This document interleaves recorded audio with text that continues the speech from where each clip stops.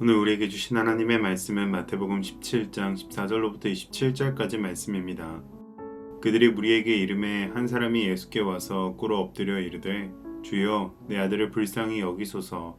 그가 간질로 심히 고생하여 자주 불에도 넘어지며 물에도 넘어지는지라.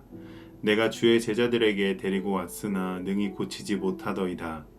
예수께서 대답하여 이르시되 믿음이 없고 패역한 세대여, 내가 얼마나 너희와 함께 있으며 얼마나 너희에게 참으리요.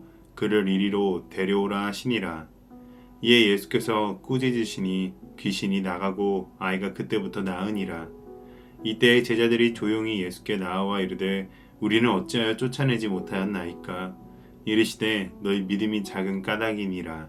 진실로 너희에게 이르노니 만일 너희에게 믿음이 겨자씨 한 알만큼만 있어도 이 산을 명하여 여기서 저기로 옮겨지라 하면 옮겨질 것이요 또 너희가 못할 것이 없으리라. 갈릴리에 모일 때 예수께서 제자들에게 이르시되 인자가 장차 사람들의 손에 넘겨져 죽임을 당하고 제3일에 살아나리라 하시니 제자들이 매우 근심하더라. 가버나움에 이르니 반세기를 받는 자들이 베드로에게 나와 이르되 너의 선생은 반세기를 내지 아니하느냐.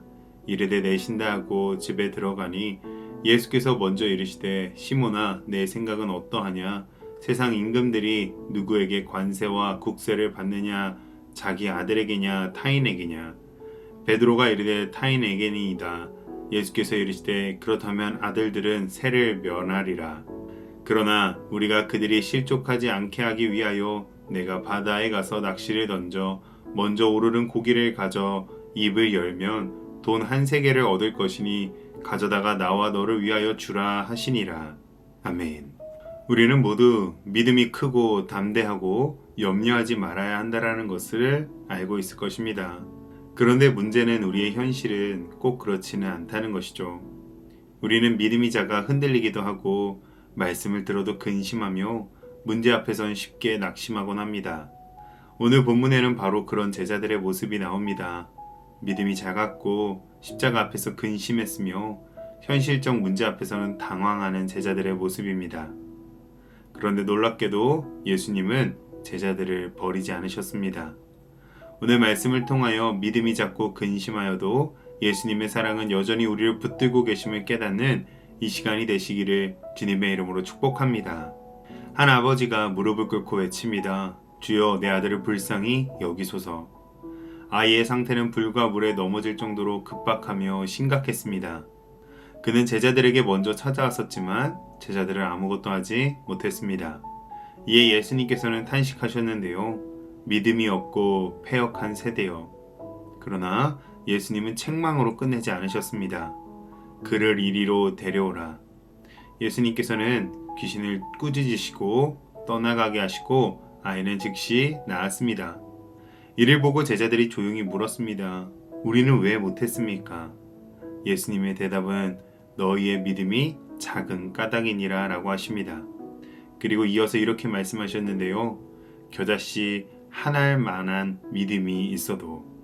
예수님께서는 우리에게 기적을 행할 큰 믿음을 요구하지 않으십니다. 중요한 것은 우리의 믿음의 크기가 아니라 믿음의 대상입니다. 그리고 예수님께서는 제자들에게 다시 십자가를 예고하셨습니다. 인자가 넘겨져 죽임을 당하고 제3일에 살아나리라. 그러나 제자들은 부활의 약속보다 죽음의 소식에 더 크게 반응하며 매우 근심하였습니다. 예수님께서 부활하셔서 십자가의 참 의미를 가르쳐 주시기 전까지 제자들은 끝까지 깨닫지 못하고 근심할 수밖에 없었습니다.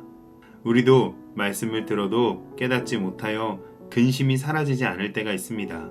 하나님이 일하신다는 것을 알고 믿지만 현실의 문제가 더 크게 보일 때가 있죠. 그러나 우리가 다 이해하지 못하고 근심할 때에도 여전히 주님께서는 하나님의 구원 계획을 오늘도 이루어 가십니다. 장면은 갑자기 가버나움에서의 성전세 이야기로 전환됩니다. 얼핏 보면 앞의 사건들과 연결이 없어 보이지만 이 장면은 제자들의 믿음과 정체성을 깊이 다루는 말씀입니다. 예수님께서는 선언하십니다. 그렇다면 아들들은 세를 면하리라. 이 말씀은 단순한 세금 문제가 아닙니다. 예수님은 하나님의 아들이시며 성전의 주인이시기에 세금을 낼 이유가 없습니다. 더 나아가 이는 예수님 안에 거하는 자들도 하나님의 자녀가 되어 본질적으로 자유한 자들임을 암시하십니다. 그리고 이어서 말씀하십니다. 그들이 실족하지 않게 하기 위하여. 베드로에게는 바다에 가서 낚시를 하라 하시고 물고기 입에서 한 세개를 얻게 하십니다. 나와 너를 위하여 주라. 여기서 예수님의 사랑과 복음이 선명하게 드러납니다. 자유하신 하나님의 아들 예수님께서는 우리와 자신을 동일시하시며 우리와 함께 값을 지불하십니다. 죄 없으신 분이 죄인의 자리에 서시고 빚 없으신 분이 우리의 빚을 대신 지불하신 것이죠. 예수님은 하나님의 아들이시기에 이미 자유하셨지만 우리를 아들 되게 하시기 위하여 기꺼이 값을 치르시는 것입니다. 그렇기에 우리는 더 이상 종이 아닙니다. 근심에 매이는 자들도 아닙니다. 믿음이 작아 흔들릴지라도 이미 값을 치르신 아들의 은혜 안에서 우리는 자유한 하나님의 자녀들입니다. 제자들은 믿음이 작았고 십자가 앞에서는 근심했으며 세금 문제 앞에서는 당황했습니다. 그러나 예수님께서는 작은 믿음도 붙드시고 근심 속에서도 구원의 계획을 이루시며 자유한 아들로 우리를 세워주십니다. 믿음이 작아도 근심이 많아도 현실의 문제가 커도 우리는 하나님의 아들이기에 자유할 수 있습니다.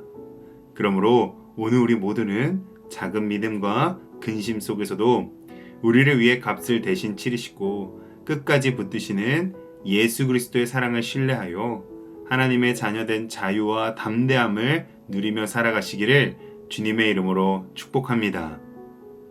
기도하겠습니다. 주님, 작은 믿음으로 흔들리는 우리를 붙들어 주옵소서. 근심 속에서도 십자가의 사랑을 신뢰하게 하옵소서. 아들의 자유를 주신 은혜 안에서 담대히 살게 하여 주시옵소서. 우리의 연약함보다 크신 하나님을 사랑으로 의지합니다. 주님, 역사하여 주옵소서. 예수님의 이름으로 기도합니다. 아멘.